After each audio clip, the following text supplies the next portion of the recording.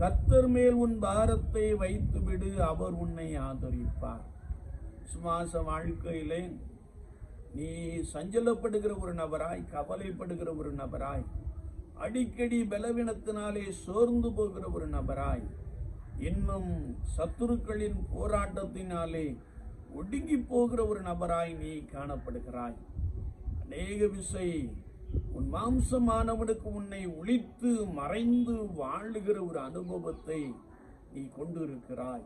அது மாத்திரமல்ல, கடன் சுமை, கடன் பாரம் உன்னை அழுத்திக் கொண்டே இருக்கிறபடியினாலே சில வேளைகளிலே நீ ராம் முழுவதும் கண்ணீர் விடுகிற ஒரு நபராய் காணப்படுகிறாய். அது மாத்திரமல்ல, சரீர பலவீனத்தினாலே நீ ஒடுங்கி போன ஒரு நபராய் காணப்படுகிறாய். கர்த்தருடைய ஆவியானவர் உன்னை பார்த்து சொல்லுகிறார், கர்த்தர் மேல் உன் பாரத்தை வைத்து விடு, அவர்